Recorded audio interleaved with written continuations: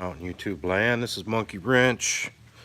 Um, Out in my shop doing a little work on some small engines. I got to put a torque converter on. Got a snow blower motor I got to fix for a guy. Just having some fun. I do this part-time, retired dude that just tinkers around in his shop part-time. Um, I do a lot of different stuff. But it's kind of cool. Came out in my shop today. It's about 65, 66 degrees.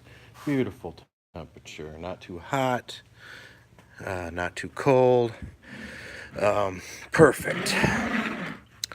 Want to talk about this little motor for a little bit. Ordered it, a couple motors. Actually, I had 4 motors. UPS guy shows up. No, I can't say enough about how shitty, and let me just verify that again, shitty UPS delivery guys are. I suppose I'm stereotyping, but at least this guy, all of 5 foot, small man complex.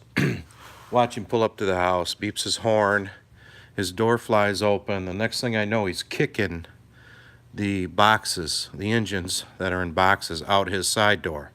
And I'm watching him beat down his steps and hit the tarmac. He didn't see that I was watching him. So I come out and I say, hey man, what are you doing?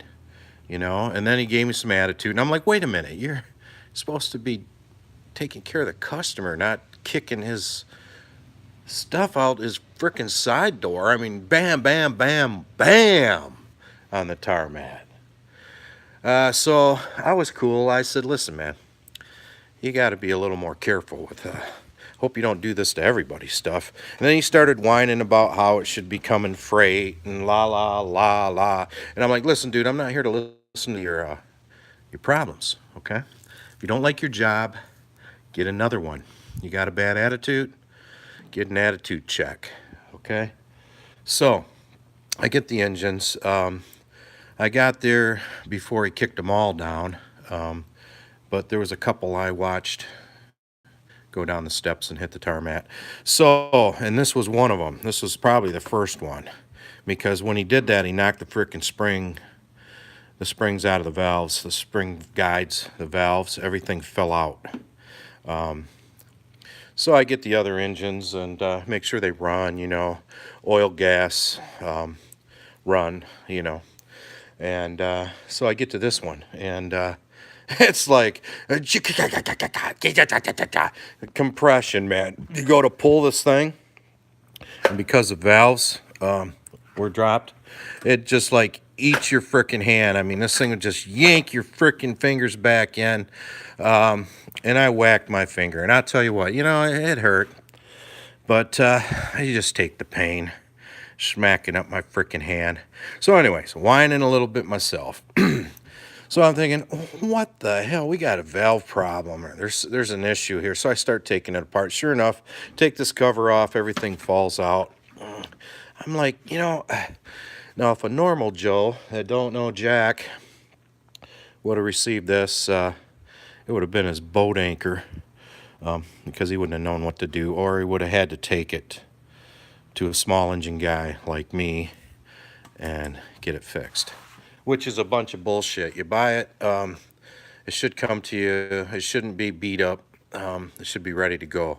Gas, oil, room, you know, and whatever you need it for. So anyways, I take it apart. I see that everything's falling out of it. I thought, oh, why I got it here. I'll soup it up a little bit with a little heavier springs and, you know, just have some fun with this little baby. So it became my project. Took me all about 15 minutes. I had the thing back to business, and actually a little better than business. It runs a lot better than it probably did before it came out of the box or got kicked down the UPS steps of that driver, you know. I was really cool with them. I was gonna, you know, jack them, but I thought, no, I'd give them the benefit of the doubt. Everybody has a bad day. So if you're having a bad day, you know, Don't take it out on other people's stuff. Just do your job. You know, kick yourself if you got a issue. Get your shit together. That's the way I look at it. So anyways, back to the engine. 3-horse OHV. They usually come on mini bikes, blowers, you know, snow blowers, you name it, anything that runs small engine. So I did some work on this thing. Like I said, all about 15-20 minutes. Taking my time, and I thought, okay, here we go. We got her ready to go. So I've got another Predator engine in here too. I usually keep a couple engines ready to go in case one of my customers bring me a piece of equipment that may need a new motor. It may be worn out. I give them the option to rebuild it. And I'm usually pretty good because I'll say, you know, for what, you know, rebuild kit, depending on what motor it is, if it's an older motor, you know, a little older motor like this, I was able to fix that one though. It just needs the air breather put back on. But an older motor like that, I tell them, you know, they should update to a Predator or the knockoff Predators right here. These usually come on like, I'm trying to think. Oh, the Coleman mini bikes. Mini bikes in general, these usually come on. And so do the Predators, but they don't say Predator on them. They're just they're a 212 motor, you know, 6.5 horse standard. But anyways, you know, I just want to show you guys that, you know, I got this thing tuned. It should just fire right up. It's been sitting here a few days, and I bet you I'll pull that cord and it'll start right up the first pull. I mean, I've been dealing with small engines for, I don't know, how old am I? I don't know, 40 some years plus. You know, you see all these channels out there with all these guys that they build mini bikes, and you know, they take the governors out of them, and they rip the low oil pressure stuff out of them. They just rip the shit out of them, and then yeah, that's all for you, man. If you want your motor to run like a raped ape and then blow your leg off because you're over revving it, that's more power to you. I mean, that's cool. That's living dangerously. I like that in a way, especially with the small engines. If you're gonna go for it, you might as well take the internals out, strip that bitch down so she's gonna run like a grape ape, and you're not gonna have any issues unless you over rev it, and then it's gonna take a shit. And that's a chance you take. I mean, if you want your engine to rev out and blow, that's your call. Me, I like low torque. I like power. I'm not too much of a speed demon anymore. You know, I got some long header pipes hanging there. I got a short one there. I've got a couple more shorties around here somewhere. But yeah, I'll put the motors out there. You know, I'll jack them up a little bit with a header pipe or air box. You know, I've already put on. There's a couple air boxes back there. I've already changed out to the K&M and air boxes on some of the motors, and the customers are happy because the motor runs better. It's just more efficient, especially the Predators. You know, in some areas, construction areas, they don't want a long tube header on their, you know, blower or, you know, sign machine or, you know, their water pump, because that thing's just going to frickin' roar. So most of them just want an ear box on there. And what I usually do is I'll strip down all this frickin' burn your shit, you know. They got double guards on those. I'll change the mufflers back down to something like this and take out that bullshit emission shit, whatever this thing is. What a joke. They put that shit on there. But usually I'd like to run them with this because back pressure, you get, you know, more performance out of your engine. It'll get better gas mileage.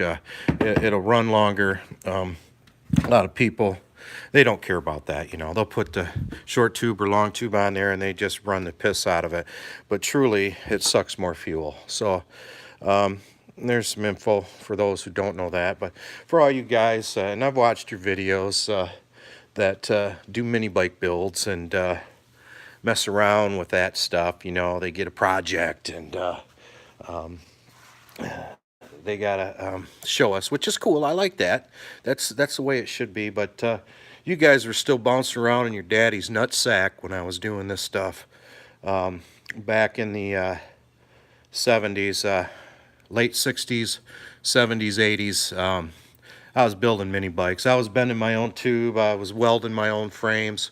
I was doing it all, man. I mean, back then, high performance was basically, you know, cutting down your airbox, putting some holes in it, modifying. Here's an oldie one: modifying your exhaust. Old header. I keep this around just to show people. This goes way back. It's got a little can muffler on it. It's still pretty loud. There's nothing in there. Just welded that on there. But that's for you guys that are young punks yet. Nothing wrong. I don't mean to call you punk, but you know, young guys that are doing it. And I like to see that. You're teaching people how to build their mini bikes, how to make them faster, how to have fun, how to get mechanical. Because let's face it, a lot of people don't know jack. They don't even know where the oil is on these things. I mean, and some people would say, "What's this?" You know, I don't even know the gas tank. But anyways, let's stroke this motor once and see what it does. It's been sitting here a while. Like I said, I had to fix everything on it due to that UPS S9. But fortunately, he picked the right guy because I knew what to do and how to do it and how to fix it. So let's give this thing a whirl and see if it will start with one pull. Okay, here we go. I gotta hold it over here. Oh, look at that. One pull. We'll give it a little time to get the oil moving and the fuel flowing.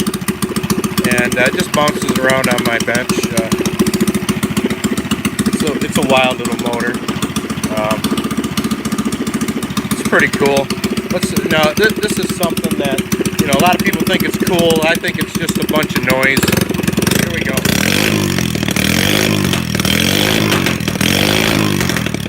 Fire, man. Yeah, this is a little beast. It's been a good motor since I fixed it up. You got to go with the poor man's kill switch, screwdriver, and a ground. Works great.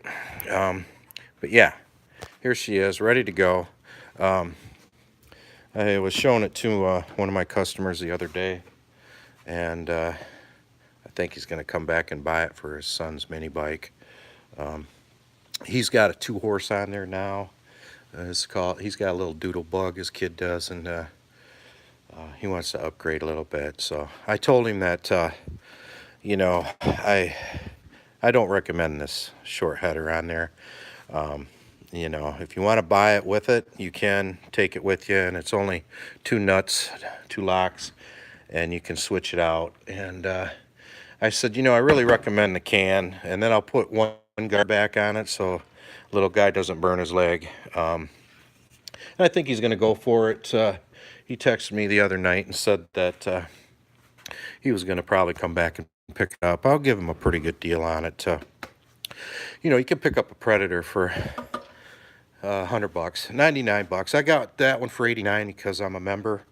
I got another little Predator like this for $79. I mean, I get pretty good deals because I've been around a long time and a lot of people know me. So I get good deals.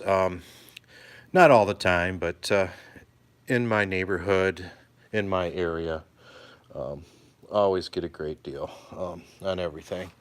And if you treat people right, they'll treat you right too. So remember that. So yeah, here's a couple of motors I have just sitting here in case customers need it. Predator. I don't know if I'm going to do anything special to this engine or not. Just keep it the way it is. They just seem to be efficient just like that out of the box. You know, a lot of people, they'll rip off the low oil. You know, they'll pull the case apart and rip out all the shit and the governor and all that. I'm not into that. I don't want to do that. I have done it. I'm not going to say I haven't done it. But I don't want the engine to blow up. I'd rather have it come to governor and stay in one piece. And like I said, I like a low end anyways. I like torque. I like power. Much over speed, especially mini bike or a go-kart. You know, I'm not into the speed demon shit anymore. I'm just into cruising. So if I want to beat up that hill, I want my torque converter to take me up that hill. You know what I mean? And I do have a few mini bikes here. I just uncovered them.